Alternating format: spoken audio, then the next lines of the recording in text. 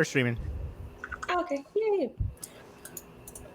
So, well, technically, when last we left, everyone was at Guy's estate and just about to enter. But we did have a little bit of a detour last week for some shopping shenanigans and a little sparring match that ended in a bunch of children getting some shave ice.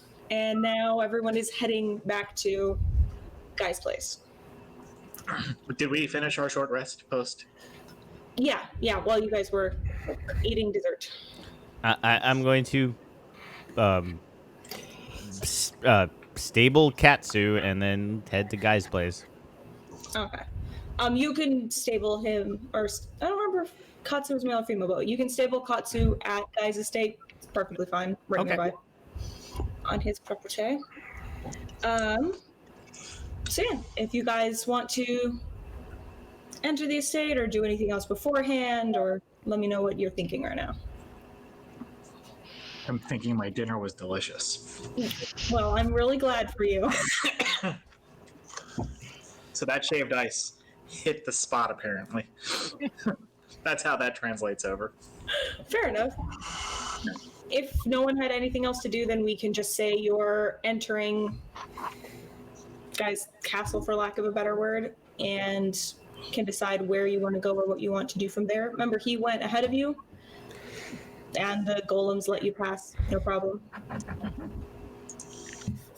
I'll head in, I think. As soon as we head in, I'm going to find the nearest steward and start inquiring about the tapestries. The tapestries? Yeah, the tapestries. Or lack thereof. Yeah, I was going to say, there aren't really many. It's more, there are carvings and... At which point I get incensed and like, this is a castle, isn't it? It must have tapestries. Obviously. A reference I'm not getting, damn it. Yeah, sorry. Sorry. It's okay. Let's see. Sorry, message. So yeah, there are carvings everywhere that you could check out if you care about that, but there also aren't stewards. It's all golems. You don't find people. Do any of the carvings stand out? Like something that we normally see in the city? Yeah, you see what's pretty standard as religious scenes, for lack of a better word. The island raising up out of the waters and all of the kind of creation myths, those will be there. The founding of, the main cities and all of that, but other than that, it just kind of looks like decorative. Unless you want to look for something in particular, and then give me investigation. Yeah, just look for something that maybe it's not out of the order, out of the ordinary. Like something that might look like, by first glance, that it's something that's supposed to be there, but you study it a little bit longer and it looks a little different. If you want to give me an investigation roll.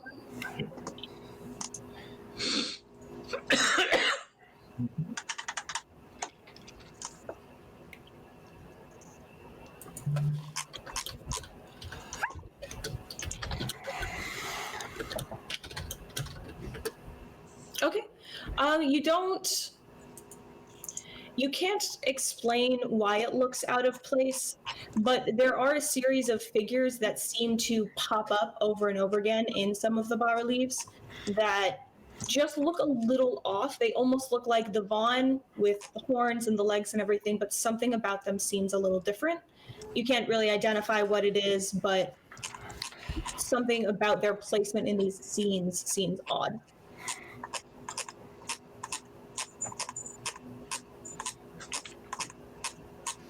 That's fine, then I'll follow along. I'll probably try to make a note of it, maybe ask her later.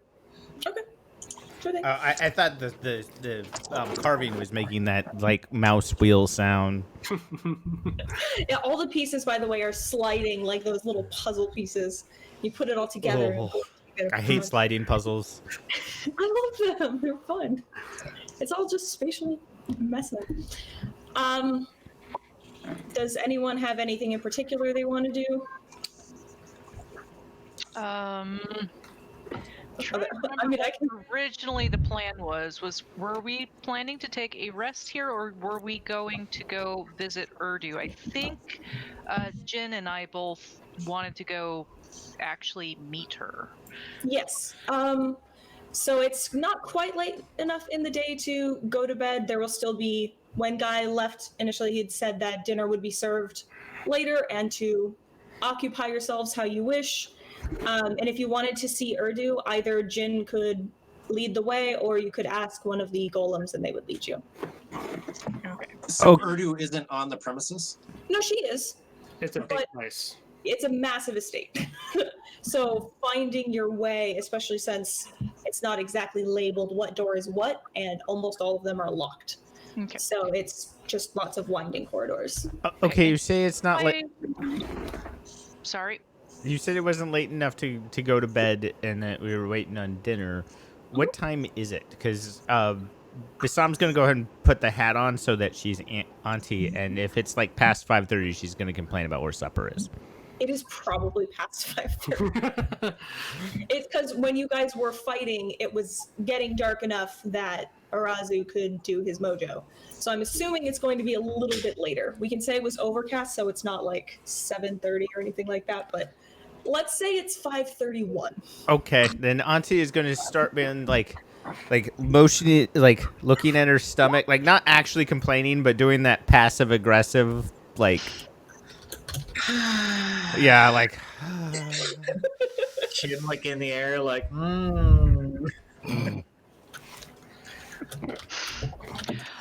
So if I remember right, Jin had actually mentioned that you had met Urdu before, right?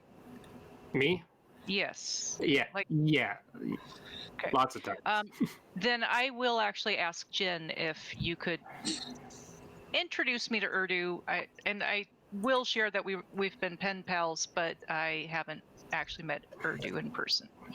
All right, I'm there right now. Mm-hmm. Yeah, you're all just kind of loitering in the. All right. Yeah. I would actually like to meet her myself. She asked a favor of me in her letter, and I just wanted to let her know that I completed it. All right. Yeah. I'll go ahead and lead them the way there. Okay. It's a little further to the east within the castle. You're winding your way through. You know how to get there because you've been there a few times before. This room is, if you share it with everyone, you know that it's essentially like a laboratory of hers. As you are walking down the hall, you see another golem blocking the doorway. This one is smaller than the ones that were out front, which were pretty enormous. This one's only about 7 feet tall, but it is wearing a full suit of plate armor. It's blocking the door. It is blocking the door. As you're approaching, it turns and looks at you, looks directly at Jin, tilts its head towards everyone else in a more expressive way than the other golems were acting before, and moves aside and kind of opens the door and pushes it open so that you can walk inside. Yeah. I'd be like, yeah, they're friends.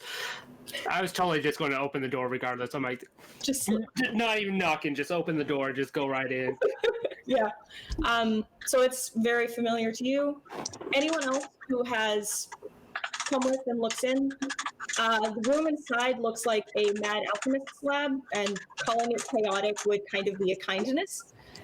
Equipment, papers, and books litter every table and half-suitable surface, along with a half-eaten meal that's definitely looking cold and stale on the far side of the room with an empty goblet next to it.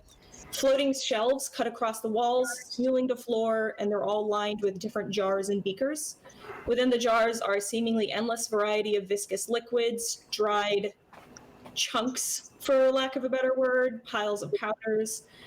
Some of the jars rattle a bit when Jin enters, but nothing falls or breaks or anything. Who all enters the room? I do. Okay. Everybody. Doll, you had your hand raised first, though. What's that? Well, yeah, I was going to ask a question first because I was going to, as soon as we saw the food, I was going to make my way there, say, excuse me, and then make sure no food goes to waste, but for the most part. But when you said rattle, I was trying to figure out if there's anything inside the containers that made it move. Yes, and I can get to that when you I'll do my description and then I'll let you do your storming towards the food. If you want to roll, actually, I'll say like a nature check to see what's in the jars if you would stop. Okay, so you can see that some of it are, like I said, chunks, various bits of dried things, a dried foot, an ear, an eyeball in some kind of goo, things like that. What was rattling was in various jars are things like giant beetles or weird bugs, and those just were responding to new movement entering the room. That's what you recognize.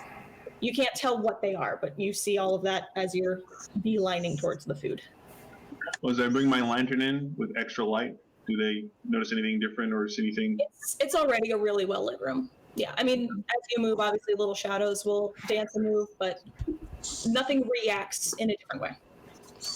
Yeah. It's not like a black light. I'm just wondering. No, you're good. That would be a different explanation.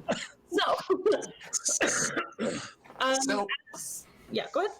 no, sorry, I didn't know you weren't finished. I'm sorry. I thought you were done. No. So as you guys file in, to one side of the room is a massive glass tank set on a really low stone table, kind of like just a display stand, maybe about knee high. The tank is roughly a head taller than you, Wiskava, and just as long as it is tall, but thin enough that if someone were to stand inside and stretch their arms out, they could touch both sides really easily.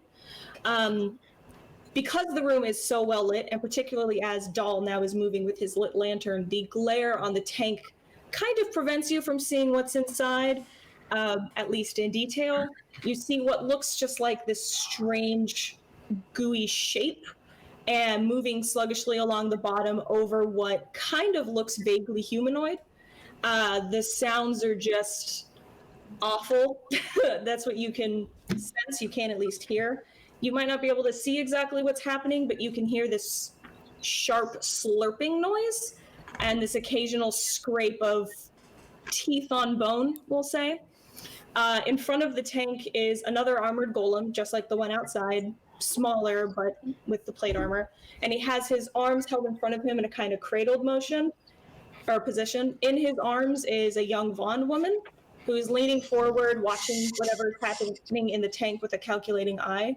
Her hair is a riotous mess of curls, ranging from light to dark brown. And from her temples sprout a pair of horns spiraling back like a kudu. As her skin is dark and she's wearing a simple white linen blouse tucked messily into leather leggings, really standard Vaughn clothing, which end at the knee, displaying the goat legs that you guys would recognize. He's leaning out of the golem's arms and reaching into the tank and reaching for whatever's inside, making, kind of that baby voice being like, come on, Jibbers, don't eat so fast, you'll get sick again. Come here. As you guys enter. So Alaris's initial reaction is, oh, what is that cool creature? I must see it. And she'll head over there. If the golem reacts to her, defensively or aggressively when she approaches, she will stop and back up. It doesn't. It turns its head to watch you, but it's more preoccupied with keeping her from falling face first into the tank. Cool. Is she that close to it? Oh, yeah, she's literally leaning on the edge of the glass, reaching in. All right, yeah. A very short person reaching into a laundry machine. Yeah, I'll walk up to her and I'll just say, I see your eating habits are just as terrible. She, as you approaching, at least Jin and Alaris, you can now see what was in the container. The blob thankfully doesn't speak in response, but the slurping sounds have stopped, and it stretches itself up into her hands, and as she lifts it up, the rest of its body kind of follows like an extremely lanky cat. You know how they go liquid and then just kind of follow?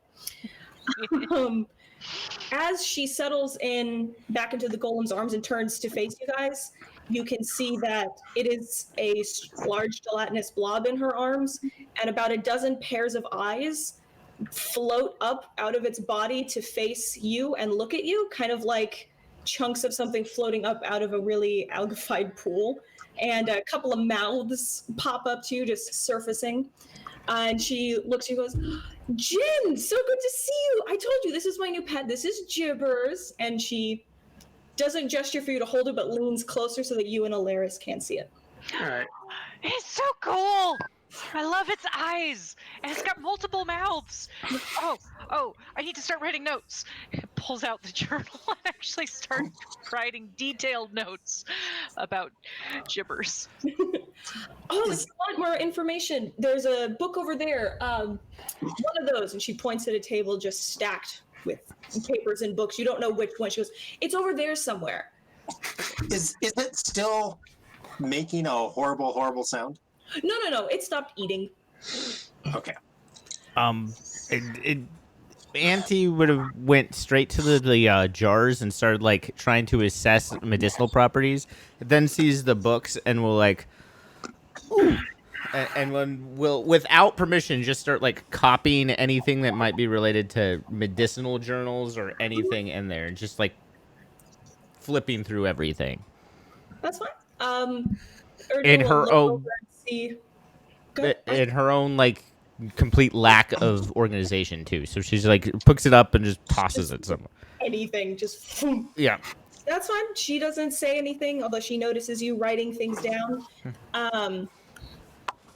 What were you looking at in particular for medicinal properties on the walls? Like honestly, Auntie would have just started like grabbing anything that was in reach and like looking, assessing. I'll do a roll if you want. I have Arcana, Medicine. I'm not particularly good with nature, but I would say medicine then. That's okay. 27. Yeah, one of the jars you pick up has dried herbs that are particularly good with removing paralytic poison from birds. And it's very, very specific, but you know that it does grow locally on the island up in the mountains. If she sees you holding and looking at that for an extended period, she will deduce that you're looking for medical stuff and say that there should be a couple books on medicine on that pile over there if that's what you're looking for, and point to. I would appreciate that much, honey. And then she will kind of waddle over and start looking through medicinal books.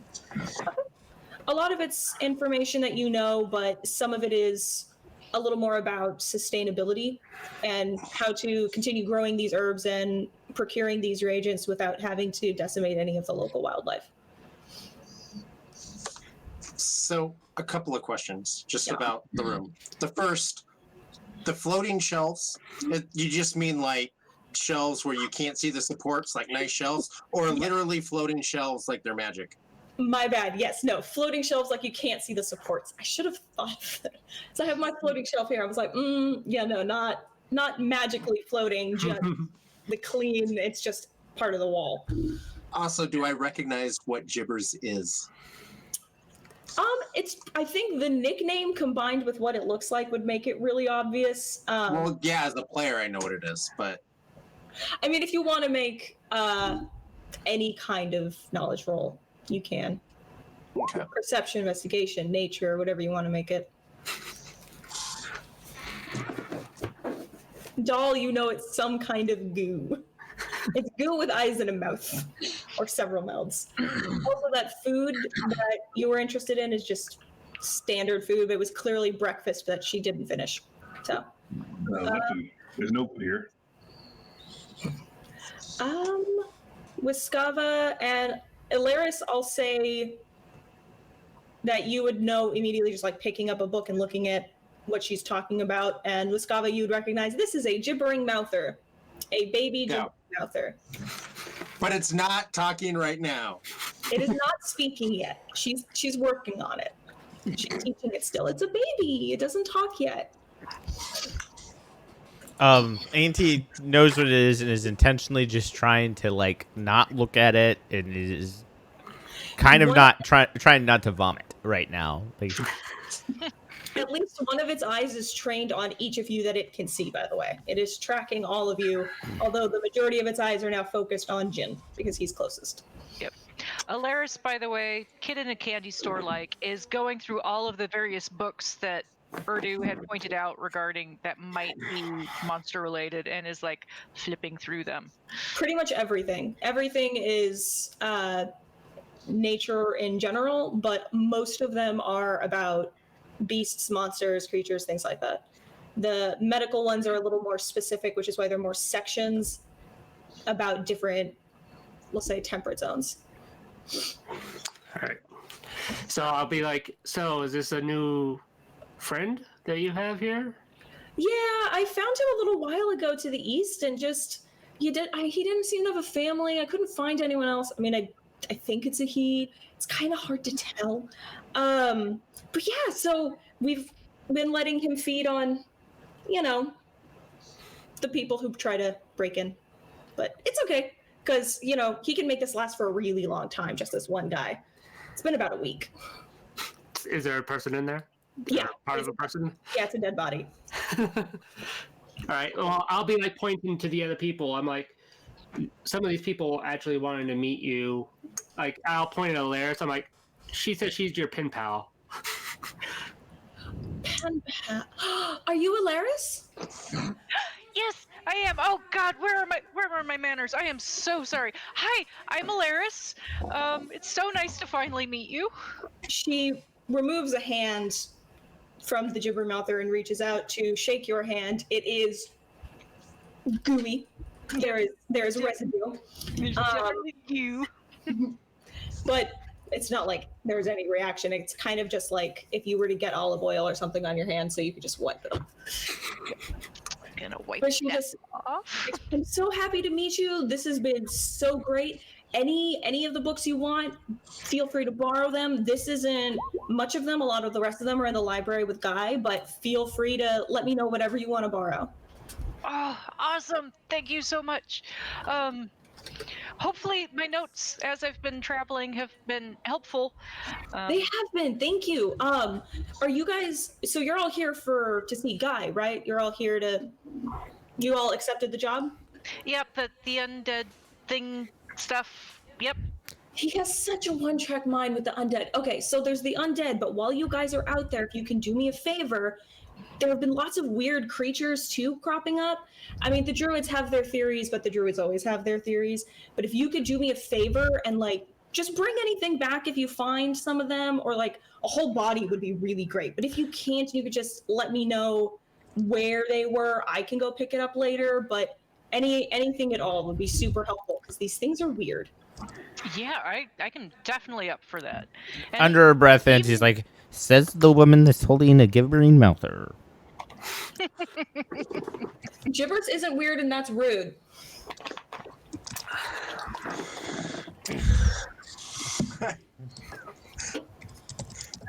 So I was going to ask, Yes. the body that's in there, do we know who it is, or do they look familiar? If you want to go and take a look at it. I do. I'm kind of interested, but basically I was also going to ask, well, are those things a little bit edible? The stuff on the walls? No. No, the weird creatures. I was referring to the weird creatures since they said weird creatures. Oh, I don't know. No one's tried to eat them yet. Most things are edible by something. True, but not everyone has the, let's say, constitution to handle eating them without, getting sick. I'm just. You asked if the question was it edible? I'm pretty sure something can eat them. She rolls her eyes and goes, yes, technically.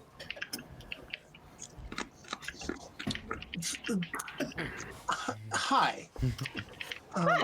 My name is Wiskava. Oh, Wiskava. That's so nice to meet you. Thank you for coming. Yes, I'm honored to be here. I did want to let you know that I took care of the little bundle you sent me.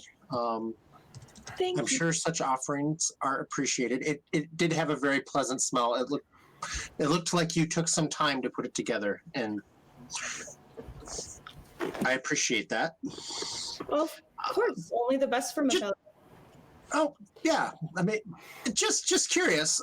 So the gentleman in the poor soul in the tank, he broke in? Yeah, so every now and then people just decide that we have something valuable and they break in, and I mean the golems always get them, so it's not a big deal, but Guy gets pretty upset about it, and usually the golems just kill him, so I didn't want him to go to waste, and I couldn't find anything on him for where he belonged. there was no letter or anything, so I figured. I mean, was he attacking? Was he heavily armed? Well, he had a sword and it had poison on it, and there was a dagger that had different poison on it. They're in the case over there, but yeah. And this is this is something that occurs quite often and frequent. Yeah, some people. Enough to feed a gibbering mouther. Like I said, he can make it last a really long time. And he doesn't always need fresh meat, but I just wanted to see if this would be good for him. And he seems to like it. He gets full faster. And so Wiskava is saying this all pretty straight-faced, Yeah. but anyone around can see that the face on her shield is just horrified. Yeah, probably. Yeah, probably. You can, if it's not obvious, this does happen pretty frequently. There are a lot of people who break in not only to try and steal whatever inventions or whatever they think a guy might have, but also because, like you heard in town, people are made uncomfortable by, for lack of a better word, the technology, and it makes them uneasy. So some people have come in with consistency to try and kill them, as they think, oh, well, then I can have that big, pretty place and we'll be rid of those weirdos in the house on the hill. Well, I certainly hope that none of your people were injured. Oh, no, everybody else is gone right now. It's just Guy and I here. My brothers are on business. You didn't see the parents, you said. Parrots? Parents. Oh, parents. There was, what she meant was that there was no sigil for like a house, no noble belonging or kind of. No, she's pointing to the gibbering mouther now. Oh, okay, sorry. Yeah, She no, said she didn't. he was alone, just hanging out. I mean, well, not quite hanging out. He was eating a beer, but he was alone. And I didn't see anyone else around, and there certainly weren't any other gibbers around, so he was friendly. I'll just look at Wiskava. I'm like, this happens quite frequently. It does. Yeah. That's how she got Jin. She will Indeed. put her fingers in her ears and she'll get Yeah, a really livered, close but one. whatever. She's kind of interested too, but The gibbering mouther isn't making any kind of. yeah, she's doing it anyway. Just in No, case. that's fine. That's fine. Yeah, just so people know who aren't bothering, like Jin. It's making a kind of purring noise like a cat. It seems like it's rumbling, but other than that, it's not making any noise. The mouths aren't moving to speak at all. She's doing enough talking for the both of them. Oh, technically, Auntie, as soon as she recognized what that was, would be like muttering about wishing she had prepared a silence spell, because she's not comfortable with this either. But she does switch to Bassam as soon as poison is mentioned and is moving to look at the sword and dagger. Okay. So Auntie / Bassam knows that Alaris also has a tendency to try to bring home really weird creatures. Which usually ends up in our stew pot. Unfortunately, which is why Alaris has stopped doing it. Enough exotic meals for now, okay? Yes, doll. So I was Yeah. trying to get close enough to see who was in the tank, so to speak, if you can remember. But I was also going to try to see if I could pet it. Say, do you mind if I pet it and use that as an excuse to get closer / look in there? Sure. Give me an animal handling. I want to see how well this pet goes. Am I going to lose my hand? Bad? When he moves forward, though, I step back. Be brave. Roll the dice. For this, to see like a Okay. half orc do this is funny. Just like Okay. You don't lose your hand. He's a well-behaved little gibbers. So when you reach out to pet him, there are little eyes and mouths kind of just moving around immediately on it, right? As your hand makes contact, the eyes and mouths that were in that area move out of the way. So as your hand moves, the sharp teeth that would bite or the eyes that would get poked shift out of the way. It lets you pet it for a second, but then just kind of like squishes further back into Urdu. So you don't get hurt, but it doesn't seem to love it. As you get closer, you don't recognize the guy in the tank. It's just a human. in black studded leather. I'll tell Urdu. I'm like, so are you going to actually come to dinner this time? Oh, is it dinner already? Yes, I'm pretty sure it's probably been dinner a couple times since you've been in here. I just had breakfast. It's right over. Oh, well, see, the plate's empty. I ate all of it. I don't need dinner. Well, if you come to dinner, I pull out that book out of my pack. I'll let you have this, and I'll unwrap it. Basically, the book that I found for. I'm like, if you come to dinner, Ooh. But Bassam will look at the crumbs on the plate on the dinner and try to like sniff them and see how like How old, recent. yeah, how old they are. You could just ask Doll. He finished the plate. Sorry, you saw you raise your hand too, Terry. What's up? Well, no worries. I was just gonna see if I got anything on my hand. I was gonna try to lick it off to see what it tastes like. Yeah, again, the viscousy olive oil. What's a really good example of what that might taste like? Yeah, Have you but ever accidentally licked like? You know the feeling when you lick a battery? That really specific acidy, coppery tang. no. Yeah, I was going to suggest either a battery or have you ever eaten an ant? Accidentally, not intentionally. She has accidentally. Well, I was going to say I thought something else, but I couldn't think of something else. So yes, if you've ever licked a battery, it tastes a little bit like that, but because it's an oily substance, that stays on your tongue and kind of coats your palate. Yep. So all of your breaths for a little bit taste like battery.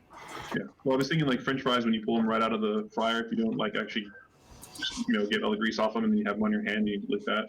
Mm-hmm.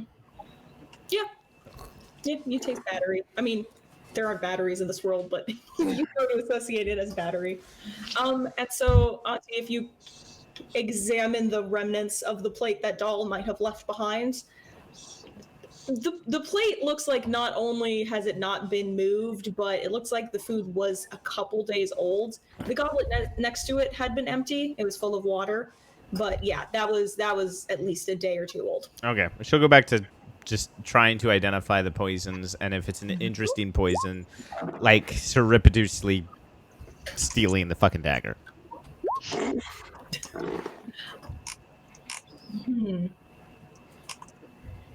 Okay. Hold on. Sleight of hand. So wait, hold on. I'm reading with someone. Yep. Yep, some of the things you missed in the background. Yeah, God, you guys are busy. It's because we love it. So Yay. much to explore and know We're about. helping you develop empathy for your fellow GMs. Well, normally we just pass notes and I can just distract you with something else while I read this. So I'll get to what you sent me whenever you want. Just let me know. So yeah, what you're looking at, the dagger and the sword, you said? Yeah, Auntie? it basically as soon as she had heard that they were poisoned, Bassam took over and was trying to figure out that. But I think other people have stuff that they were stealing before I declared that. So Oh, well, I wasn't going to steal anything. Once there was a break in the conversation and Urdu agrees to come to dinner, I was going to ask about containment, like cages, for me to bring back specimens, because I don't currently have any. Alright, so, well, in order of how it seems things are happening. First, she's responding to Jin's bribe with the book and makes a kind of And I keep on waving it, getting her attention, keeping her eyes. right out of reach because she's Like still holding gibbers, but she's reaching for it with her other hand. Like, oh. I reach out and I grab gibbers to. Give me an animal handling. Let's see where this goes. Well, because he's goo. Like, how he has to cooperate. So I will actually assist Jin if that's Like wet Play-Doh okay. or something. I don't know. Okay, so you reach out. Mm-hmm. Well, Ferris did a lot better. So Jin reaches out to grab Gibbers, and he, in that liquidy state, he swishes, so he slips out of your hands. But as Alaris is reaching up to help, plops firmly into hers. And so now Alaris is holding Gibbers. Now, I will say, because of my armor, I am intentionally holding Gibbers away from my actual armor. Oh, right. You have the Yeah, black scorpion armor. Yeah, the new armor. I don't think Alaris has figured out yet if it's just when you take it off and don it. She Right. wants to make sure it's not like just a contact poison. Okay. We'll just say that it's staying away from the armor, like it doesn't want to touch it. Yeah. And so as you've taken Gibbers, Urdu will sigh resignedly and tap on the golem's shoulder like, all right, I'm going to dinner, I guess. And it'll lean down and let her stand, and that's that. Oh, well, he's gone. Can't talk about the sword and dagger now. We'll get back. Have you tried feeding it something, a person that, not a person? Well, yeah, so it'll eat basically anything. It doesn't like inorganic material, but it'll eat lettuce and it'll eat, beef or chicken or fish or bread. Just don't let it eat katsu. Auntie would be, and Basam would be very mad if that happens. No. Yeah, don't be I do eating my think feathery chicken, boy. I do think it is great that you have decided to take care of such a creature. Orphaned. It's something, it runs in the family. It is. Are they intelligent? I'm figuring that out. That's part of what I'm trying to determine. He'll respond to basic commands, and he seems to have a kind of baseline understanding of at least common, but so far he hasn't responded to other languages, and he can't execute more than like a 2-step command. So I can't say, get that and put it there. But if I say, get that, it'll go there. Antu, with the 26, Antu will chime in. Traditionally, they are considered slightly above animals, but not by a lot. Yeah, basically. I have a theory that a lot of its speech capability actually comes from mimicking. So I'm trying to expose it to as many people as possible, actually. So this is perfect. I'm hoping it can learn language that way, kind of how some of the birds do. And don't worry, I don't feed it anyone who doesn't deserve it. Well, I'm not sure anybody deserves it. Well, I mean, if someone's going to try and kill someone.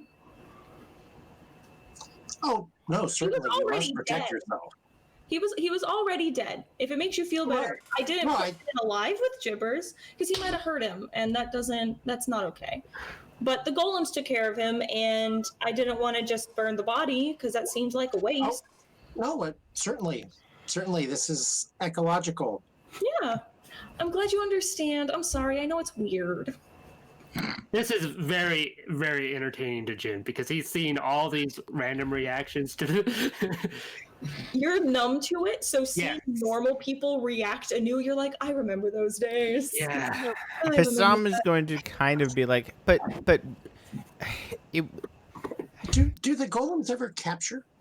It's just the circle of life. This is normal. yeah, but wouldn't it be better to like chop? You said you have a problem with undead. Wouldn't it be better to chop up the body and then feed it to it, or? Oh, well, the undead haven't reached here yet.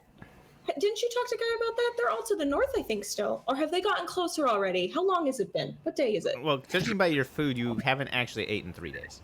Shh. And she'll look over at Jin like, shut up. I'm going to dinner. It's fine. Really, the rest of you are all hungry. I find that Oh yeah, I'm somewhat odd.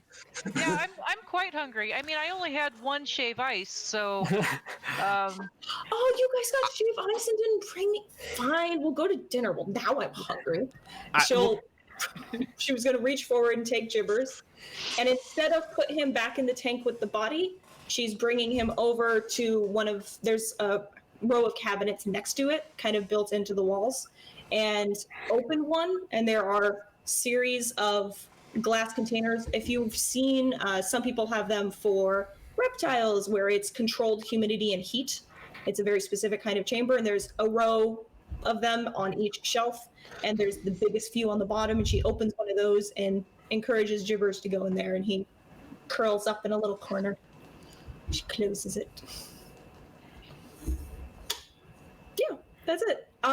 Before we leave, we'll resolve the dagger and sword that she indicated were coated in poison are in what can only be described as like a lost and found box.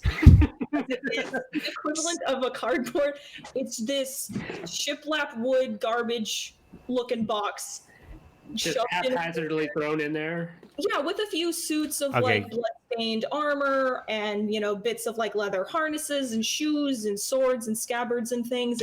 It's very clearly where they dispose of excess that can't be reused or eaten or whatever. Yeah. Okay, at which point Bassam won't even try to hide the fact that she's taking this shit. In fact, like, she takes the dagger, looks at it, and is like, I'll examine you later. And then, like, realizes the sword is probably too big for her. And then, like, It is a long sword. but we'll, like, set it aside gently and then start digging through their lost and found. Seeing if there's, like, a cool coat or, like...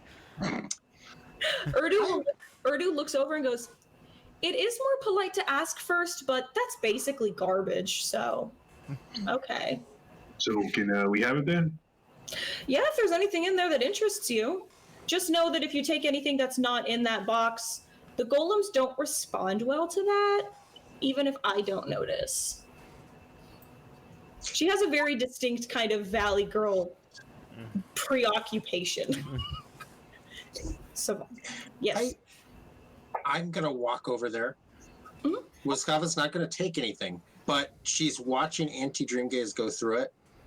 She's looking not for nice stuff. She's looking to see if there's like, just regular clothing that's bloody in there, and standard like things you'd see just people in the city who may have been desperate and got fed to a And we're cold one night and decided to find somewhere warm to live. Okay. If you're... She's really concerned about Guy right now. You know what? Understandable. That was not what I had planned for him, but I get it. Yeah. So, I'm not even going to make you roll to search. This all looks really clearly like either hired sword kind of gear where it's standard, it's middle of the road, it's not really high class, it's not like Right. forged, But it's armor and stuff. but it's not- definitely armor, it's definitely leather. Everything looks like it has seen fights before. None of it is pristine, but none of it's falling apart either. It's cared for because, being Valley, this is obviously something that this was their job. This was their investment. So all of the time, energy, and money went into this. About how much? Like, if she had to guess, how many people's worth of stuff is in this box? Well, In this a lot of box? Right, there's another box underneath. I wasn't envisioning this being an incredibly large box. This is probably, this by this. So there's maybe one set of half plate, two of leather. One of them very easily could have been under the half plate if someone was weird about it. Couple swords, daggers, broken bows, things like that. Yeah. If you had to guess, you would probably say 4 people's worth of stuff. But only the newest set, which Auntie Dreamgaze put aside already, looks new. Okay. The others look a little older. They're dusty and dirty. Nothing has blood on it anymore, though. All of the metal that looks like it was armor just has big caved-in dents everywhere, as if something smashed it, like a tin can. Yes. So I'd like to do 2 things. Pretty much I'm going to look in the bin for a bow that seems to be damaged, but something that I can actually turn into like a fishing rod kind of thing. You know what I mean? So it'd be like a bow that might have some string on it kind of thing. I can make a fishing rod out. You could totally Okay, take so that's one thing. Yeah. Okay. Another thing, I want to grab one of the books that's on the counter or a different table, put it in the box, then pull it and let it go, pull it out of the box, and make it look like I'm putting it in my bag as I look at the golem, see what it does. So the golem that approaches you is the one that was holding Urdu, and it reaches out and grabs your wrist, and with the other hand very delicately pulls the book out of your hand and puts it back where you had initially gotten it. And Urdu says, "Doll, come on. You know better." I wasn't taking it. I just made it look like I was doing it. I even told you I was going to do it. You told me that anyway. So the bows are all broken, but you can take the strings. It's just the actual haft of the bow that's broken. So yeah, you can take a bunch of those if you want to tie them together into something for a fishing rod later. Well, if I can find an actual fixed bow, I was going to look for a staff maybe. That way I can actually make a stick, use the string from the bows, and actually make something, or like an axe or a pick or whatever it is, like a wooden handle kind of thing. And I can try to make it into it. We'll say that there was it wouldn't be a staff, but we'll say that there was some kind of like short spear. Well, I mean, I can even use a sword if I need to, if it's long enough, as long as it looks like it's dull or something that I can use that I can just hold on to it. I mean, there's probably one that's old enough that it doesn't really have a sharp edge anymore. If you want to find a way to poke a hole through the tip of that. and tie Look, it an actual fishing rod is in the Lost and Found. You can also, by the way, this is I just want to point this out. The town that you were just in, Avikro, is on a river, and it is a fishing town with a lot of that kind of, I don't know, gear, like fishing rods and nets and hooks and strings that would be dirt cheap, like covers. But, you know, if you want to make a sword of rod, that's your business. Well, I'm just saying, Cheap's a lot not of people. free. Yeah, exactly. I have to pay for that. It's right here. Fair. Fine. You get a really dull sword that's basically a metal club. And a bunch of string. Auntie's gonna take her dagger, and I feel bad that I was the one who started all this freaking dagger. But like her poison dagger, sniff it, like kind of look at Doll, see if he was like, no, I won't have him lick it. Well, you guys were the ones insisting earlier that technically anything's edible by something. Don't do it right now. I don't wanna go through that right now. Are you trying to like identify the poison, or you Yeah, just... but I'm not gonna spend much time on it because like Basam's like aware what time it is and knows that Auntie gets really pissy if like she doesn't eat by 6. It sounds like I gotta hurry this up before she starts bitching about it. Yep. Is this what kind of sword is the sword? That the poison sword? It's a standard longsword. Longsword. Okay. Yeah, anyone could have made it. There's nothing special about it other than the fact that it has the really clear points of where it had been coated in poison. Not useful for me, sadly. Sorry. No, it's fine. It's look over. Oh, it's a longsword. Sad. It walks out. Okay. If everyone's done looting, lost and found. Did Alaris get to talk to Urdu about transportation cages for... Oh, right, sorry. That would kind of depend on what you're looking at transporting, because obviously goos, oozes, and slimes are going to need this kind of container, and it's going to depend if you're going to want glass or metal. Other things are going to need wood. There are things that are flammable that you won't want in wood, but you're going to want a certain kind of metal. So she just starts rattling off. Yeah, a taking shield. notes as fast as I can, because she realizes as soon as Urdu starts, like, okay, this is really going to depend on what creature I find. I got to take notes. At which point, Basam will go up behind Alaris and like start pushing her out of the door. Yeah. Urdu follows as though connected via conversation, like, oh, I have to make sure you continue to know this thing. Yes, keep going. Jin is making sure she keeps on moving. Jin was about to just pick her up and just leave. And she would have just kept talking. Yeah, I know. You could toss her over your shoulder, keep watching. Yeah. By the way, one more thing. Yeah, I know. So, as Urdu leaves, the stone golem that was watching the door turns a bit and watches to make sure as the other golem escorts you all out with your lost and found goods. Yeah. Unless there's anything else. As everyone is going out, I just want to do a quick divine sense of the room. Yeah, sure. Refresh me. Divine sense is good and evil, right? It's yeah. more specifics: fiends, celestials, and undead. Yep. So I detect that. Oh, and aberrations too, I think, right? Yeah. Yeah. Yeah. Insight within 60 feet that qualifies as that. Is that for living, like for people, creatures, things like that? Or is it just the magic in general? She will also sense if something it's has been living. desecrated or holy, if I remember correctly. Oh, okay. Like holy ground or desecrated Yeah. ground, I think also pings. Yeah. So, It's pasted into The the presence of strong evil registers on your senses like noxious odor and powerful good rings like heavenly music in your ears. As an action, you can open your awareness to detect such forces. At the end of your turn, you know the location of celestial feed and undead within 60 feet of you. okay. You know the type, Yes. So, and you can detect anything that's been concentrated or desecrated, as with the hollow spell.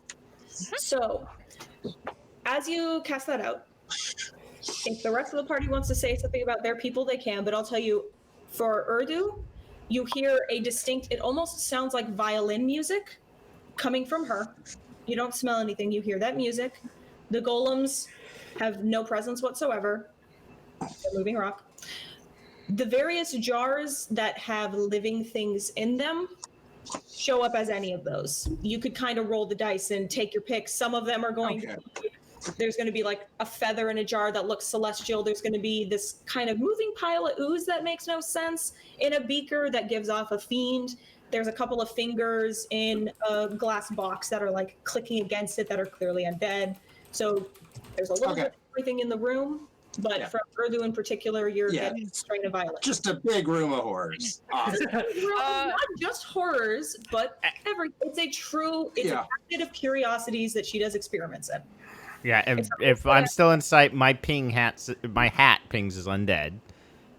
And there is a question how you would define cancer, like whether it shows up as desecration.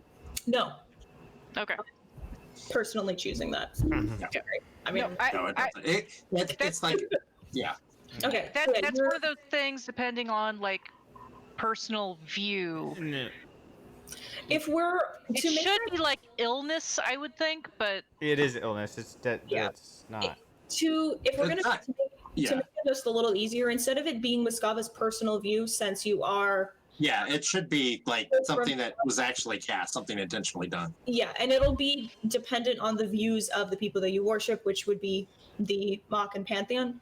So for them, you see that Urdu is blessed, and you get a sense that she's carrying something that is as well, and that just everything else in the room is a mishmash. Okay, cool. So, and Auntie's hat is undead. and Auntie's hat gives you undead.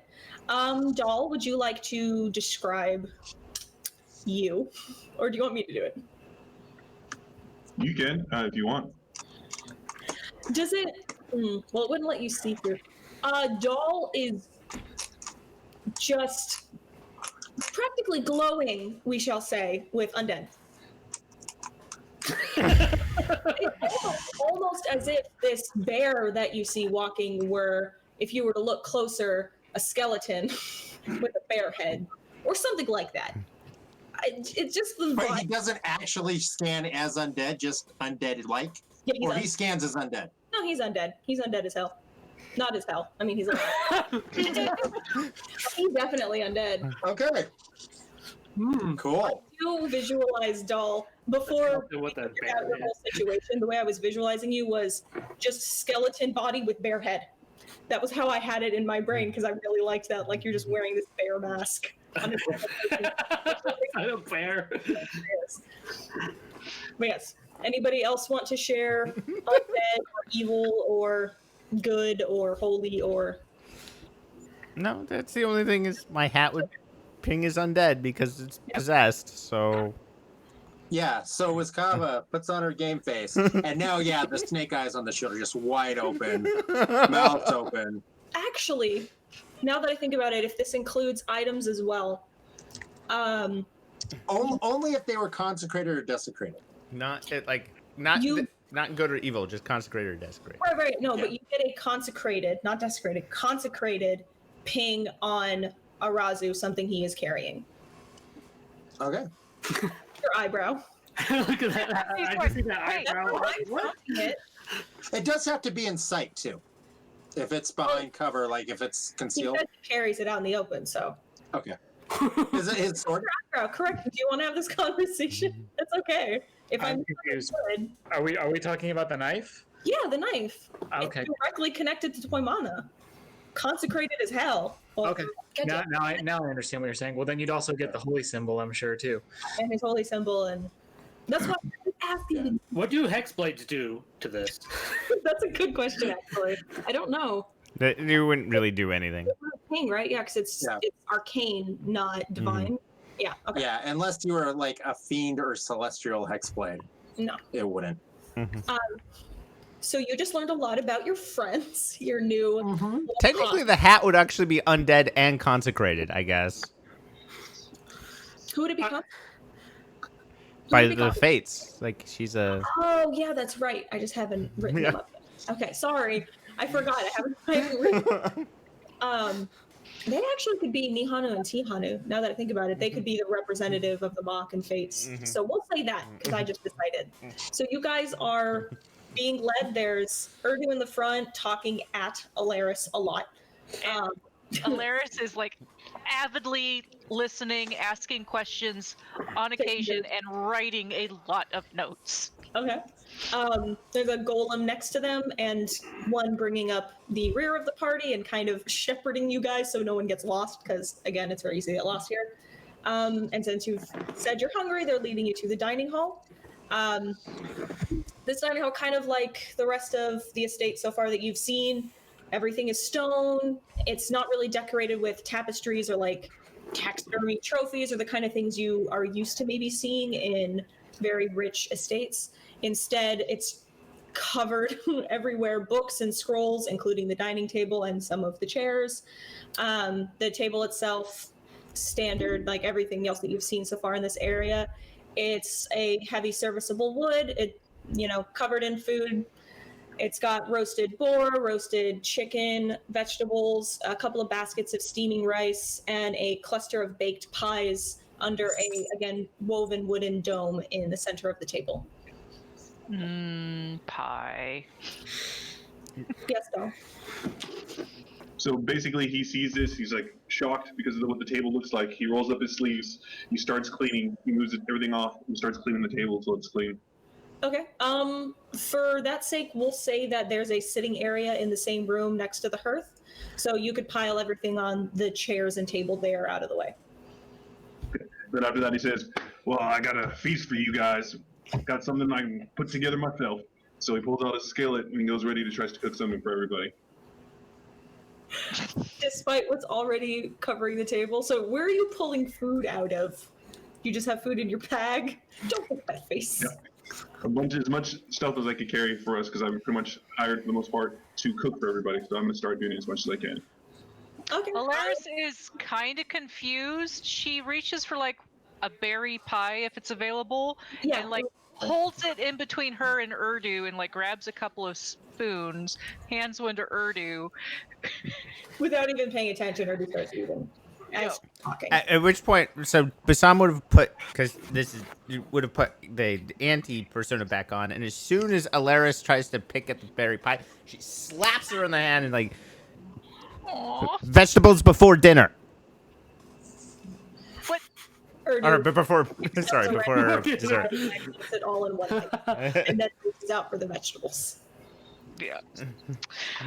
Fine, I'll have my veggie. Well, are there any mice? Are there at least any like meat substances?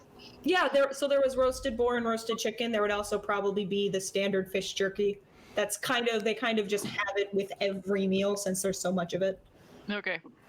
So this is going to be slightly weird probably for Wiskava, possibly Jin and Arazu, but Alaris is going to take like a leg of chicken and actually swallows it whole, as though it were a mouse.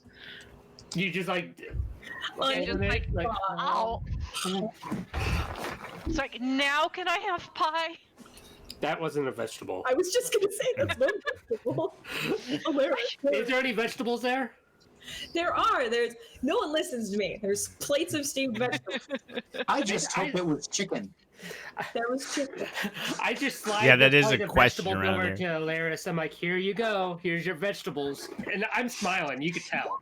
Yeah, Alaris kind of has this grumpy look on her face as she looks over at Auntie. It's like, you know, I can't eat vegetables. I can barely eat fruit. Then why are you eating pie? I can barely eat fruit. It's pie. nice. And Auntie, by the way, is already grabbing her food and has like a Yeah. Thanksgiving dinner worth of food, and it's That just buffet.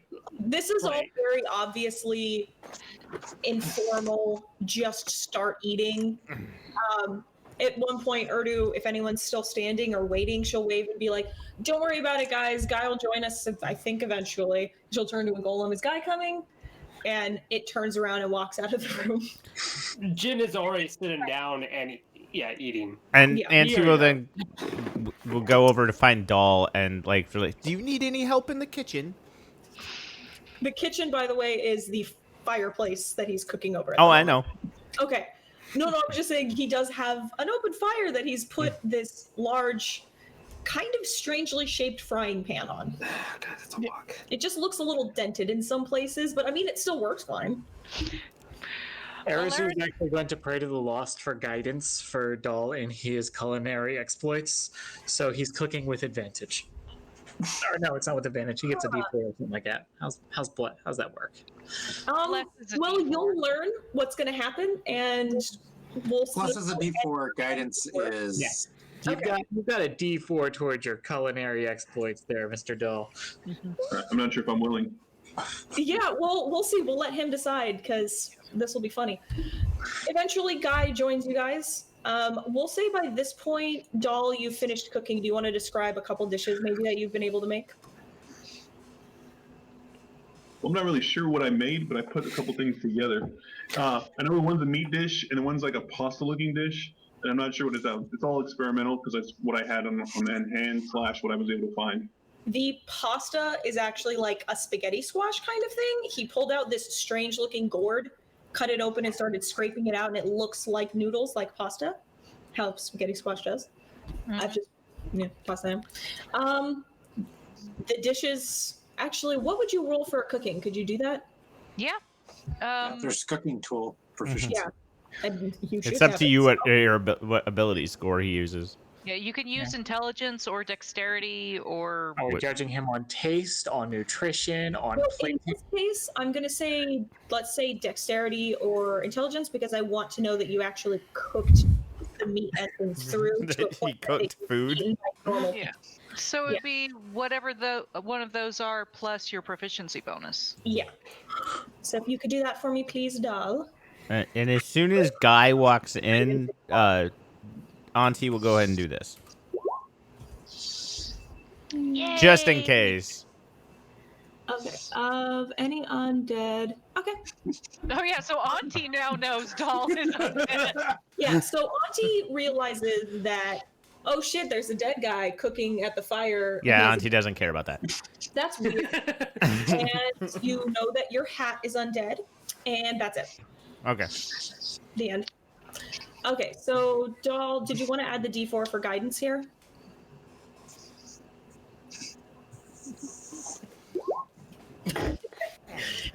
You know what?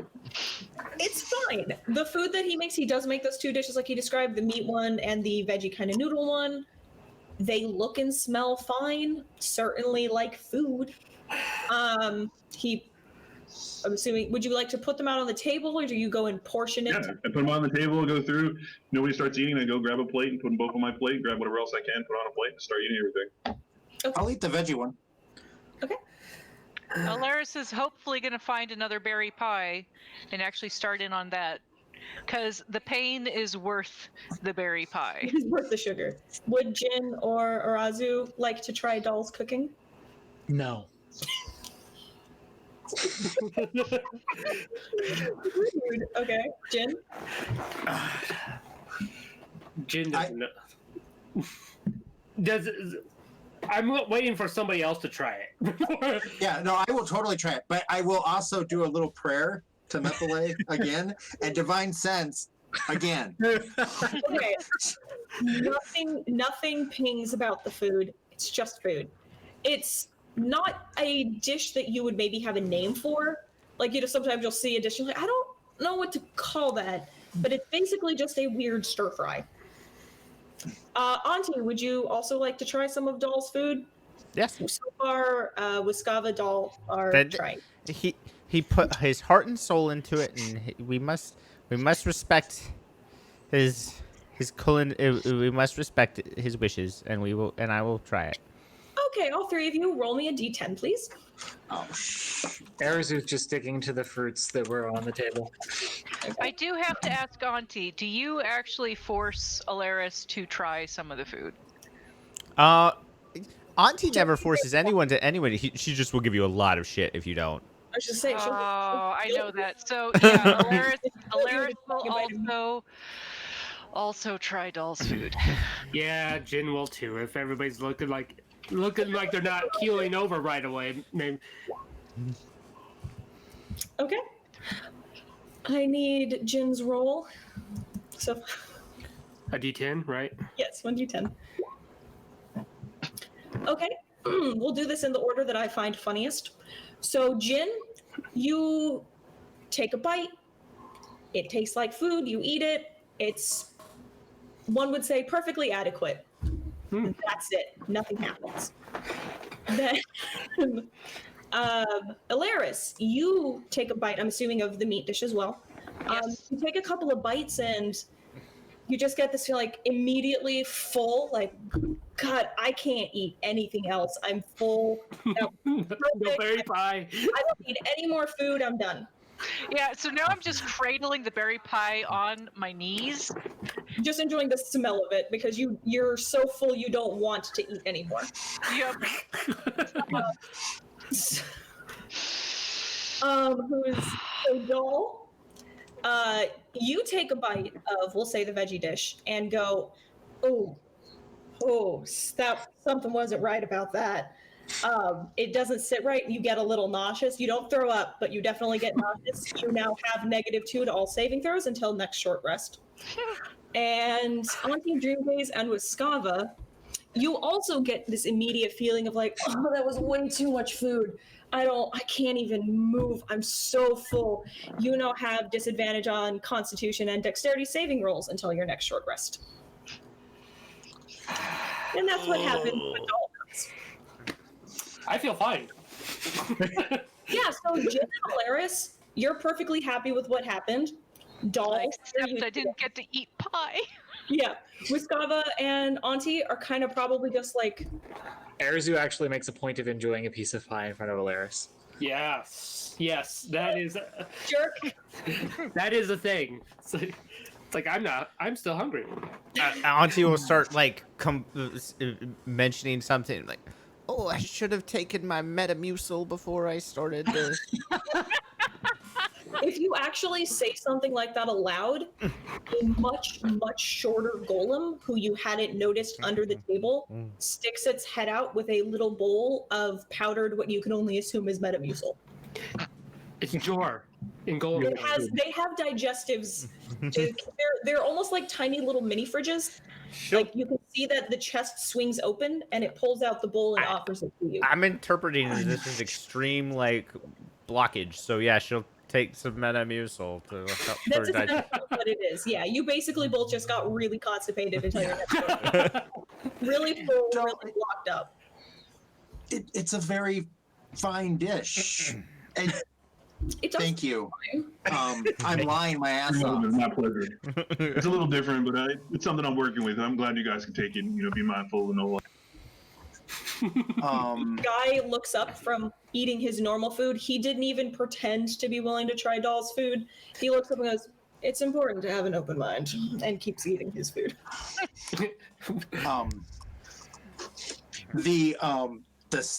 The snake on Wiskava's shield though is like, it doesn't have hands, it's just the face. But if you could like face palm without your hand, that's the the expression it's got right now. Very specific expression, sure. After he's done with his pie, Arizu actually kind of touches his temple like this and whispers a small prayer to the lost and pulls forth like this blue glowing string that he kind of like swirls around like this, pulls up his holy symbol and kind of dips it down into, because it's kind of saucer shapeish, and he passes this to Alaris and he says, "Try this and you'll see what you missed." Oh it's god. a memory of eating pie. Yeah. And Alaris, super curious, is going to go ahead and drink your memory. Yeah, as you drink it, you don't actually notice the texture of that string, although you obviously saw it go in. That's weird. All you do is, as you taste it, you're not only getting the flavor of that berry pie that Arizu ate, but you're somehow also getting the texture of it as if you had just eaten it. You almost feel the leftover bits of crust and sugar in your teeth, but they aren't there. But it's the whole experience of eating the pie, savoring every bite, a little bit of smugness that he exhibited. How long does this last, though? Oh, as soon as she finishes swallowing the drink, the sensation is gone. So It's a memory for her, though. Like, so that's now, you now have the memory of eating a pie without eating the pie. Yep. That was freaking awesome. Thank you very much. And he hands takes your the holy collectible back and puts it back around his neck. Guy watched all of this, by the way, with a very smug little grin on his face. That kind of like when you watch a kid do something you taught them to, you're like, "Aw, good job." Well, I suppose we should get back to brass tacks, as it were. So besides Sally, besides feeding thieves to your pet gibbery mouther, what can we do for you? This is two guy. He'll look up and go, feeding the thieves, and look over at or feeding the gibbering. Or is that what you did with it? He says it. And she was like, yeah. He was hungry. None of the others were hungry. Guy goes, okay, well, looks back at Auntie. You don't, to compliment Doll. Okay, so Doll, you do believe that Wiskava thought that was a perfectly fine dish. Her shield did not, though. The shield is doing everything it can to express their collective displeasure. Auntie would have given him one of those, like, well, you definitely tried your best. So guy just goes, no, just leave in the morning. That's all I need. Because you guys have already talked terms and everything in terms of going after the undead, and now briefly with Urdu about the weird creatures. Yeah, we were just here for the night, pretty much, before. You're basically here to eat, rest up. If you need some rations, he can supply you in the morning. Oh, I can't even think about eating right now. Speaking of where's your bathroom? Wait, I might need a pit stop here in like 2 hours. Hey, you show her. And he'll snap twice, and the little golem that was in front of you and offered you the Metamucil closes itself, shuffles out, and starts guiding you with like really fast, tiny little short steps down the hall and to a nearby bathroom. Okay. At which point she'll also ask the small golem, like, I might need some reading material too. I might be there a while. It stops once it gets you there and hears that, turns around, shuffles away into the dining room, and just grabs some of these stacks of papers and books that Doll had put aside and brings them over. Okay. And Nancy will disappear for the rest of the night and take her long rest. If you would like to gain some knowledge from your readings, they're almost all academic and experimental in nature. You learn a lot about like Mohs hardness scale for different types of stones and gems and things. I'm sure Auntie, alternatively Bassam, have no idea what it is. It's just to occupy time until the Metamucil Until kicks she in. passes out on the toilet. So you learn about that, and you learn about melting points for different common metals. That's what you learn in your escapades in the toilet. Mm-hmm. Yeah, you can have a long rest. You know what? We'll call it a long rest. We'll say it takes you a half hour. By the time you're done, you are no longer feeling so encumbered.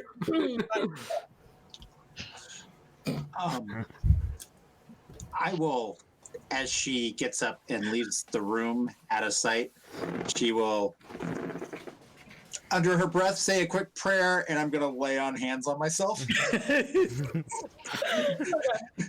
Cures disease or neutralizes the poison. For 5 points. What I'll say is, we'll say that works this time, but I'll clarify. It's not poison. Doll didn't accidentally create poison. just some out of character, this is specifically this pan that he cooks on that allows him to mix things that probably shouldn't end up tasting okay together to taste okay together. So I'll throw a bunch of ingredients in. It comes out as a decently tasting dish depending on how high he rolls. And then anyone who eats it gets one of these random effects. And they go from nothing to neutral to good to not good, which is what you guys unfortunately got. Spoilers. It will never kill you. Yeah, it is Dahlia's frying pan. He somehow. Dahlia's? He inherited that from Dahlia? Yeah, basically, we haven't figured out the backstory on that, but he got one of her old frying pans. And because he's lost. not her, there's some weird stuff. What if he is Dahlia transformed into a man panda? No. Oh, man, panda. He has his own backstory. They could have been buddies, but he has his own backstory. Fake backstory that was fabricated as part of the curse. No. I do have to wonder: is he a skeleton wearing a bear's head? Like he doesn't have a skull. It just is like he just No, like it did the. It's part of his disguise, essentially, is this head that also acts kind of like a mood ring, which is when it changes color and shape and whatnot. Okay. I just like saying mood ring. I don't know, man. I think it's like a mood ring, you know? It works, yeah, it does. But it's more towards my my food level or how full I am in comparison to my actual mood. If he's got the munchies, he's one. If he's kind of okay, the other, full is another one. So. Jin is going to go up to his room Okay. to go to sleep. Okay. Anybody else want to do anything in particular, or? Arizu's waiting to be last out. Did Jin actually provide any more information, or were we just going to set out in the morning? Jin? Yeah, was The guy. Sorry, Guy. Oh, Guy.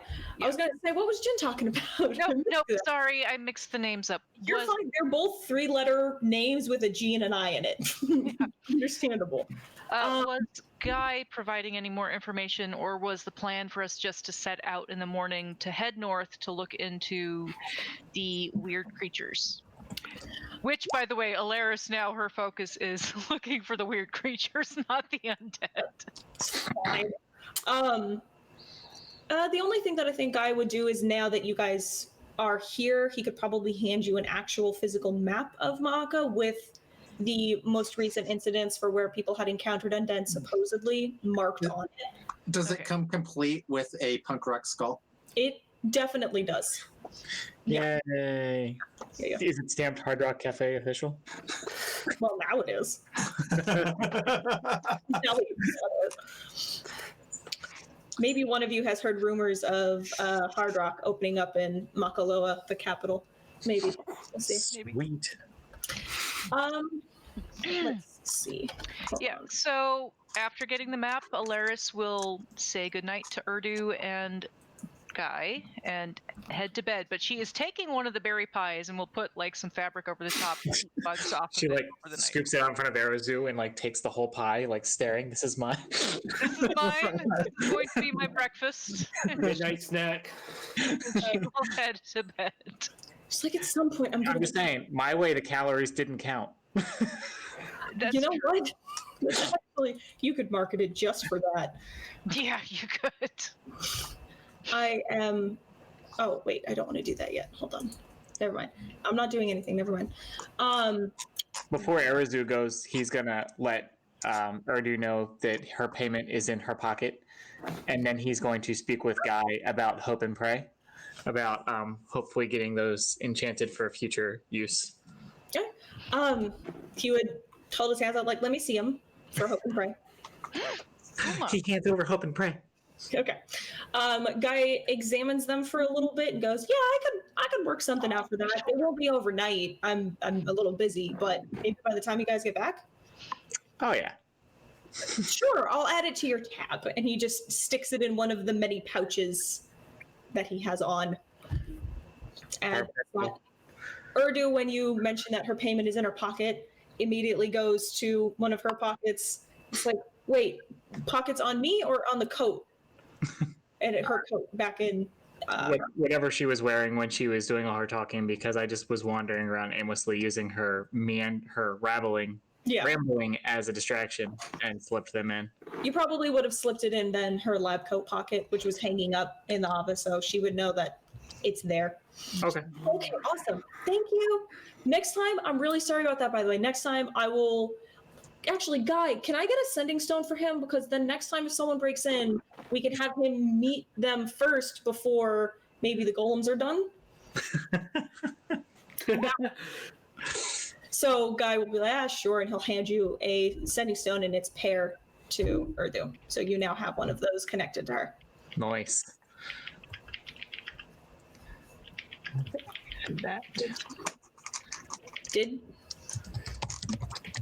What's happening in the? Who's talking? What's happening? Did you? No, I was just asking. Yeah, and watch her eat because he drugged her there, made sure there was going to give her a book. Don't know if she actually ate. She was eating. Yeah, she shared, or rather finished, Alaris's pie when Auntie scolded her, and then started eating some veggies. She did not try your food though because she has likely learned her lesson. If that's it, then the golems would escort you guys to rooms. Jen, you know where yours is. It's probably further to the west. Everyone else gets escorted to standard guest rooms. Eric sleeps outside Jin's room.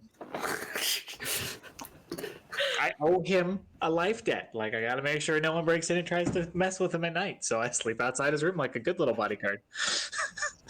And it got to the point that, like, Jin, like, put, like, a small bed in there. Just sleep. Just sleep in the bed. I'm actually, like, lotus position outside the door. Yeah. So there's just, like, this unused bed right there. Bed. So Auntie won't do anything that night, but in the morning, Bassam will try to find out where Alaris's room and then steal her pie. You guys all have rooms right next to each other, so you could really easily see which room she had gone into. Yes, doll. All right, but you are going to have to try to pick the lock if there is a lock, because Alaris would have locked it before going to bed. They're all locked. There is a golem stationed in the hall, but it doesn't respond to you just breaking into each other's rooms. But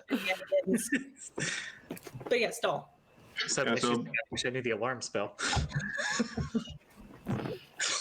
So basically, you guys probably don't see because we got walls and whatnot. But inside his room, he'll grab the pan once it's cooled down. Obviously, put it on top of a table or whatnot. Summon a fire elemental, a small one, inside it. Do his prayers and then go to sleep, making sure his lantern is as bright as it can be, and he goes down. Okay, sure thing. We'll say scattered ball bearings right behind the entrance to my door. If she slips and breaks a hip, she can't go. I'm not proficient in thieves' tools, so it doesn't really matter. And I'm not gonna cast knock, so that would wake everybody up. Yes. Before you guys go to sleep, with Skava, Arazu, Alaris, and Jin, there is something that you will find in the handouts that you find in your room. Whether or not you want to share that in the morning is your business. It should be there. Let me know if it's not. What's it called? It's not fair. It's called Lucky Stone. Okay. Yeah. Yay! Once Bassam realizes that she can't go in and steal Alaris's pie, she's just gonna knock on her door. Alaris, wake up! Dun, dun, dun, dun. Really loud, so it's she's gonna be waking everybody up. I was just gonna say, is this the early bird? Yeah. So okay, we're all woken up at old person time. Oh yeah. Super early in the morning, sun's barely rising, I assume. Only it's Bassam, so actually she probably would have actually went down first and found some type of caffeinated beverage, but she's still up. So she's just banging on the door. She has to be up, so everybody has to be up. We'll say there's a tea set up in the room so you don't get lost all the way. Yeah, so she's like, Alaris, wake up. I have tea. Give me a moment. I gotta get my armor on. And you also hear as I get all the ball bearings up and put them in a bag. Pie. Hello, Pie. You better not be eating all that pie by yourself. Do you have coffee? I have tea. Do you have coffee? I have tea. Yeah, I hadn't decided if coffee was a thing here, but we'll say there's an extremely strong tea that tastes like coffee. Okay. I'm totally willing for that. Because I don't think there's trade with Akira, so... Because that's where coffee is on the planet. So. I was gonna say. Basam will be like, I have that ridiculously oversteeped bitter tea that you love. Okay. I'll let you in. Go over, open the door, hold out a spoon to Basam. Hi? Hi. Would you like to see it? Yes. I didn't say hi, I said pie, but okay. She's that tired. I haven't had my coffee flavored tea yet. As you guys are figuring that out, since Auntie was so loud, everyone else in the guest quarters, meaning Wiskava and Doll, you also heard the ruckus of Basam and Alaris. Whether you want to wake up and join them is up to you.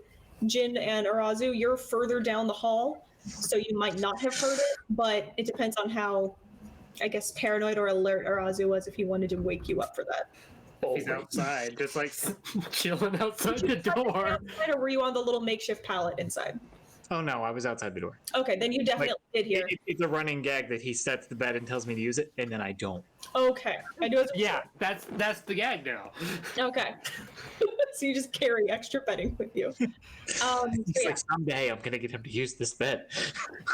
So you're all awake, and the golem in the hall can't speak, but holds a basket of like croissants and rolls and little breakfasty items and offers them. If any of you take any, he will also gesture his head back towards the direction you remember coming from the dining hall. It's his way of indicating that if you want proper breakfast, they can get some served up. But from what Guy said, you can just leave right away in the morning. Oh, they don't need that. I'm gonna make breakfast for everybody. Everyone's gonna try some. It's gonna be really good this time. No. Basam is just like, just. There aren't going to be facilities on the Auntie's road. not in charge on this one. No. All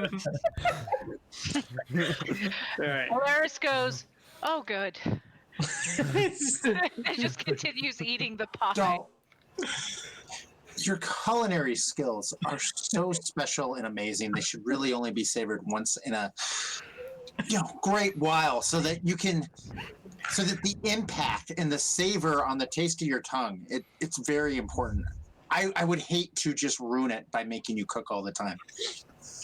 I will that you remember from the meeting, he's been hired as the chef for your little expedition. I've been the one making all your meals. So the precedent you're setting now, just be cognizant. Gonna be picking extra rations. I didn't hear either of you. Try again. I was just saying we're picking up some extra dried rations. That's all I've just learned. And Doll was just letting you know it's fine. I can cook whenever you guys want, but the food's gonna go bad if you take too long. All right. Alaris is going to be looking for extra rodents along the road. We will say that you guys have your bushel of apples. you guys have your breakfasts. Doll, if you want to cook and eat your own breakfast, you can roll me a d10. Or anyone who wants to join him, same thing. Otherwise, you eat your food and you can stock up. Okay, so you had a perfectly adequate meal with no effects. You good. Everybody else can stock up on, jerky and dried goods and a bushel of apples from the pantry. Totally happening. And Doll will get more fresh things that he can use to cook proper meals. Basam If you will want dried goods as well, you can, but look over for leftover chicken bits for Katsu. yeah, sure. There'd be leftover cold cuts. Are cold cut chicken? Wait, is that a thing? Yes. So cold cuts Okay, can so there's be that.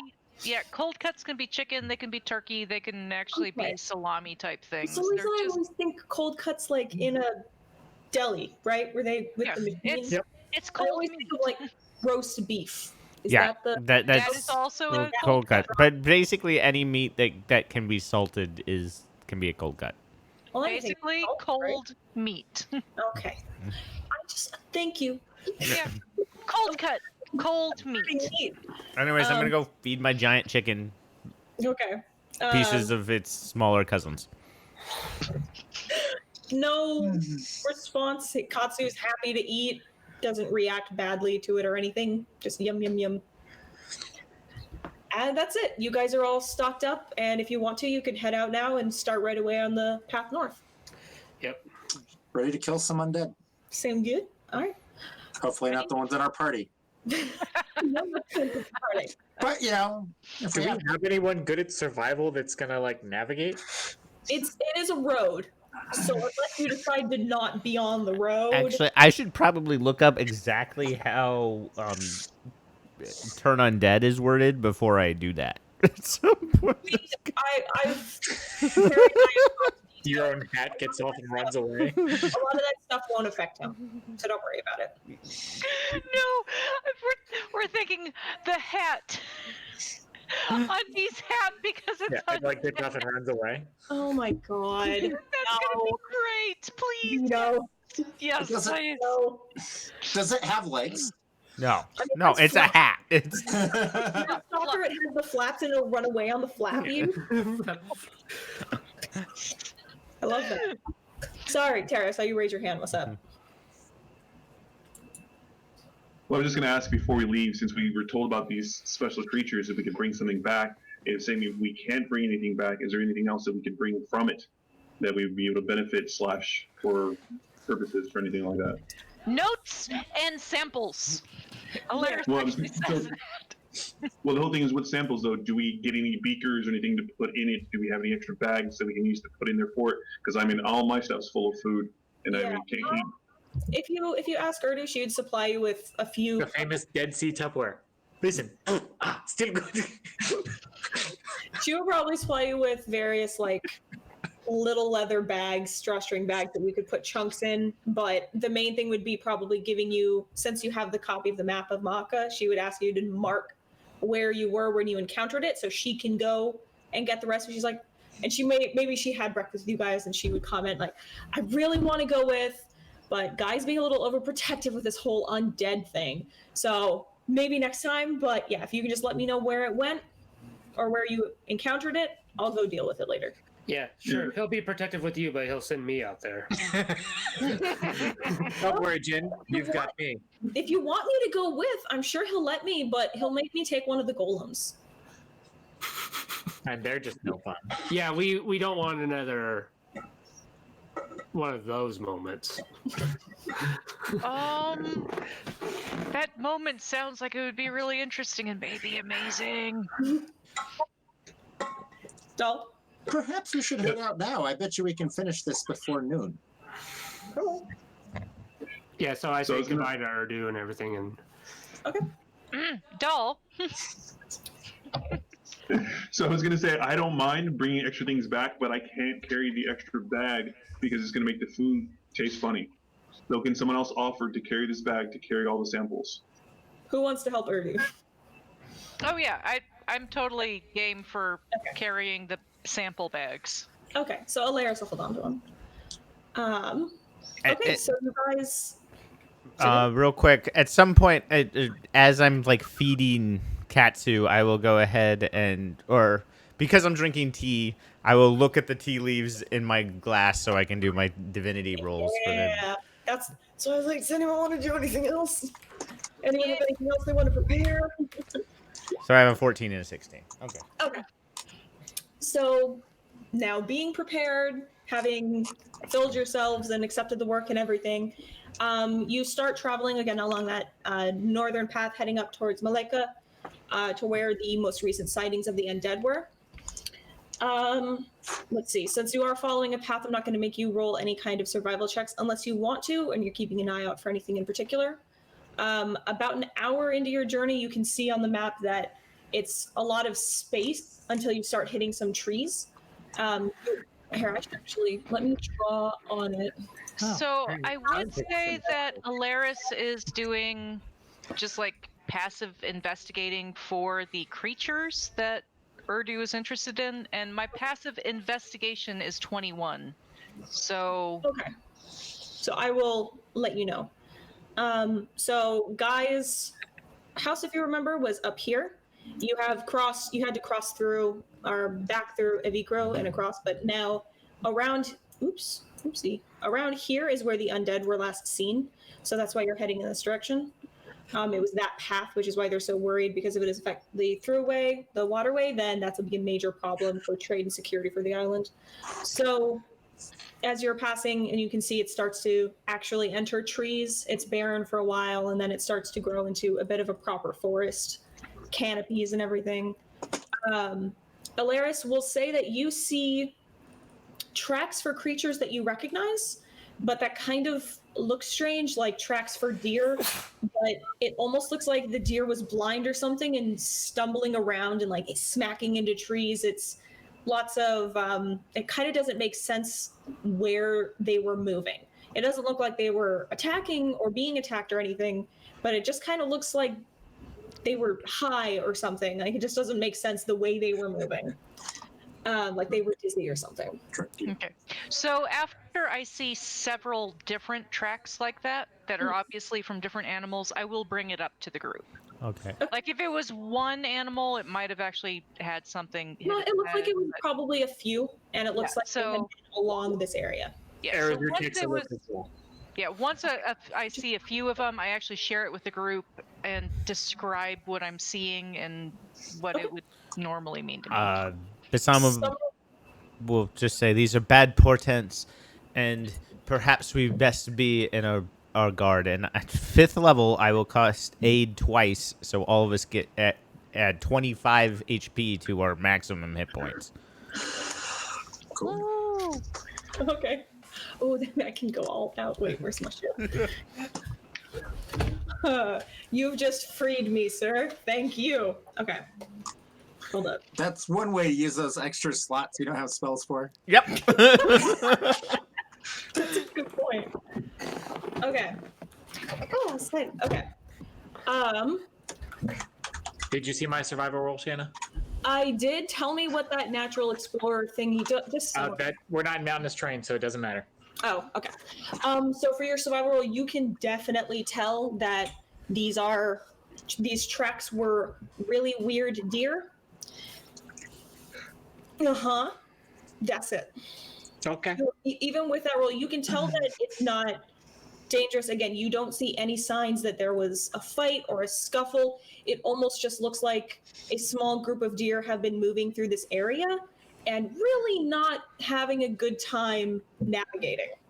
That's more what these tracks are telling you, and the disturbances in the terrain.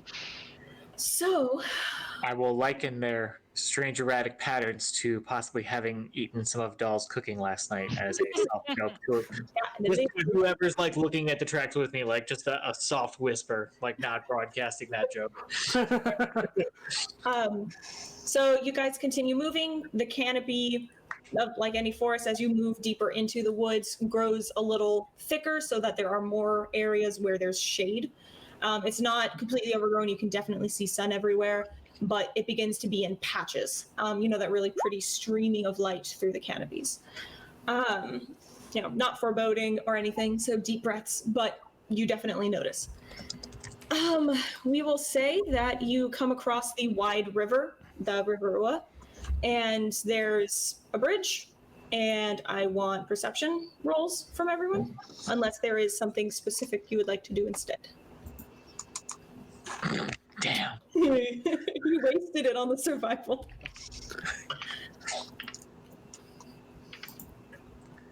Okay, so Arazu, Dal, and Alaris. That's a bridge with a river.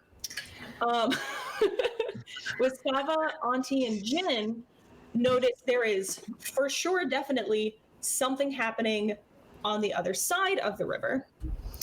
I just noticed what time it is.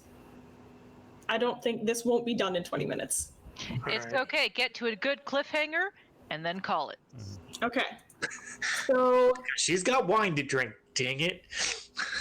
so It's been a real shit week again. And it's Tuesday. Jin with Skava and Auntie, you can see across the river what looks to be a caravan that had clearly been attacked. I love this map. Huh? I love this map. Thank you. I'm happy with it. There's something right here, Chris.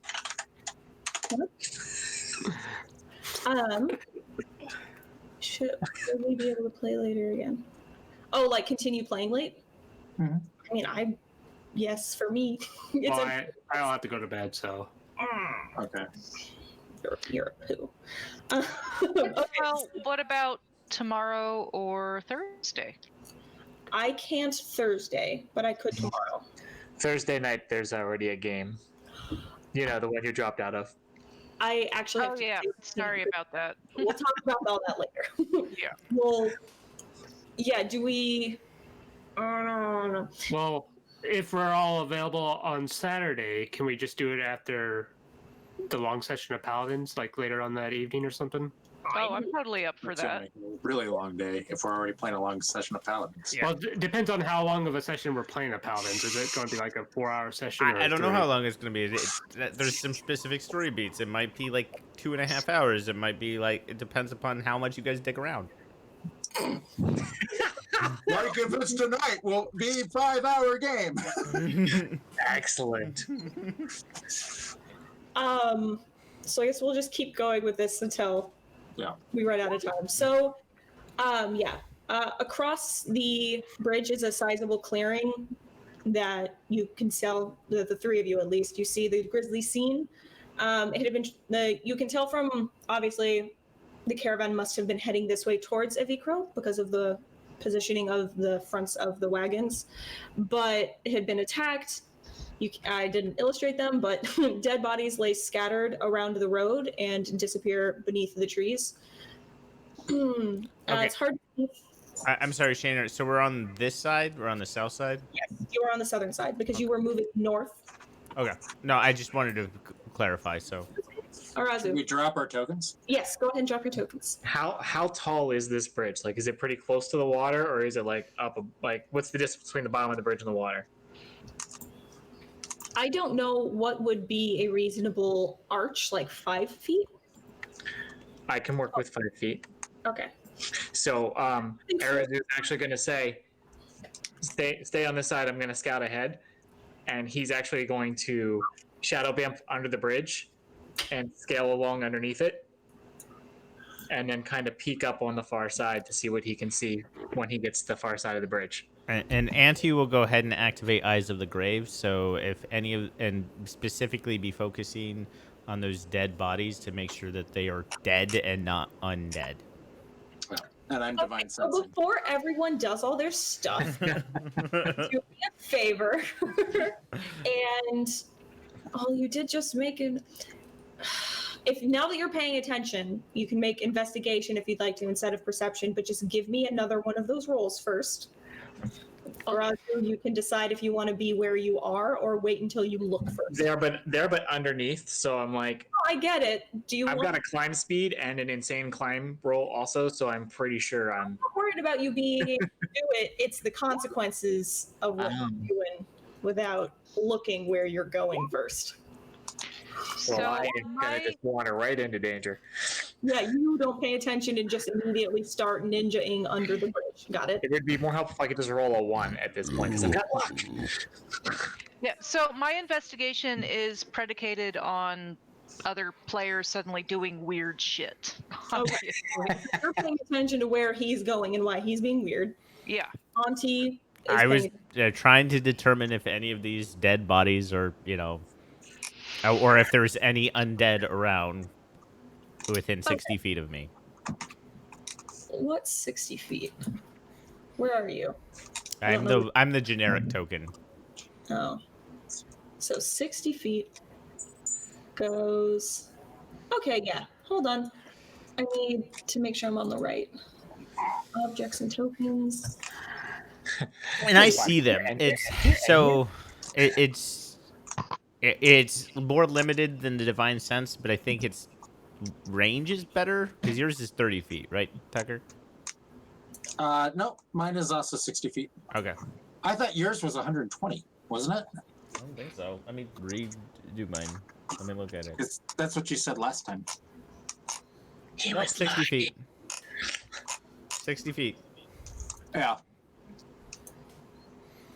There is a big difference though. You're not blocked by cover. Mm. I have to actually have line of sight on it, Right. and I don't think you do. Oh yeah, that's right.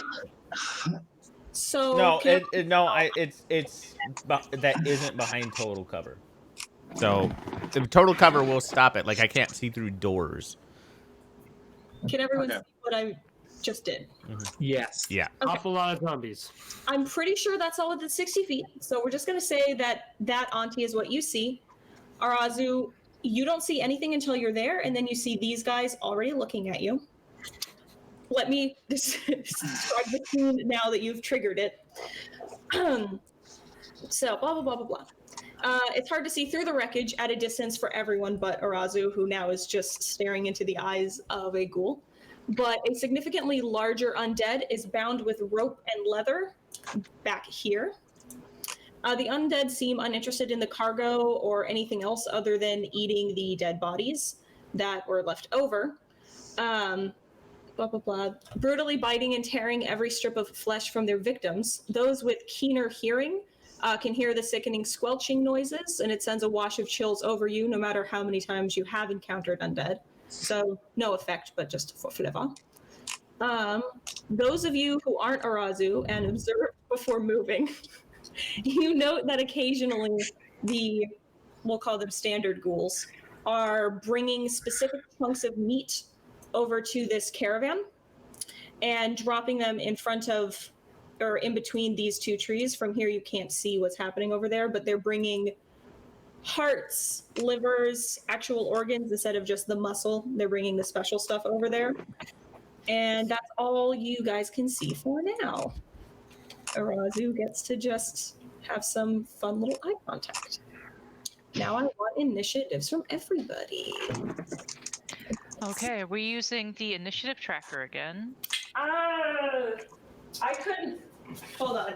How about no for now, and we'll do it again next week. Since Before Arazu rolls an initiative, I'm gonna give him a 16 on it so that he can go first. Because oh my god, he probably needs to.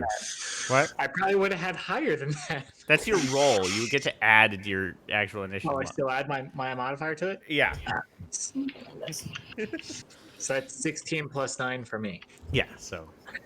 basically, I'm having everyone roll so that when we start, I guess on Saturday or Yeah. whenever we play again, it's ready to go. Because we're not gonna be able to. Well, start. Arazu rolls a 16 plus 9 because I gave him my 16. Okay. Okay. Oh, okay. So that 9 is actually Florian. Okay. It's weird when you roll on a second sheet. No, don't worry about it. Okay. So there you guys go. It wouldn't really, I think, make sense to start the combat now. That's fine. But Yeah, no. Why do I always roll good initiative when I'm a cleric and don't want to have good initiative? Doesn't that just suck when you don't want to go first? You're like, Like why am I first? I am a support healer cleric, and I'm like, The goal is just get into position, and then if you can do any bonus action, do that. Unless your bonus action you're holding is for healing word, and Right, and then in which hold case, action. and then just hold action and specify the trigger of. no, hold action for a grave cleric is a really bad idea. Because Yeah, my reaction is because I have a reaction that's one of the best reactions in the game when it triggers. Yeah, so you don't want to do that. You just That's why you Actually, choose no. your It's location. freaking great that you rolled high then, because you don't get a reaction until you first move. Mm. Actually, if you're playing the way initiative's supposed to work. Oh, yeah, so the that's fact right. That your first is actually really good. Yeah, because I have. And 'Cause you the can run ability up and to you can stop a bust crit is- somebody. You just can't heal. Yeah, the ability to stop a crit is amazing. Oh, well, I just have to. But Arazu, can I get a stealth check Especially as when you're in against a huge group of enemies, because somebody's gonna roll a fucking crit. So, question with that one, Jaina, is it dark under the bridge? Because if they're, depending how they're looking at that darkness, they actually might not see me because I know. That's why I realized I need you to do some business. do some business. Okay. So yeah, they actually don't see you yet. They're I'm busy visible. feasting. Yep. It just kind of looks like they're looking at you, but they're actually looking over you at the rest of the party. He's so small. They heard me say, Jenga! Jenga! Sorry, Critical Role reference, don't mind me. Wait, are you still in the darkness? He is. So never mind. I can't give you that divination roll. You have to roll initiative. Okay. Because I have to be Yeah, able to see you Gotcha. for Right Horton now, to work. and no one can see him. Well, Well, and he's under the bridge. You would have line of sight anyway. Yeah. If it's any consolation, I'm probably still first unless we let you go first. yeah. In the dex push, I think I win. You do win on the dex push. I'm just gonna go ahead and guess. Well, how do you have a +9 on initiative anyway? Just out of curiosity. Actually, higher than that right now because of Dread Ambush. I forgot about that. Yep. I've got a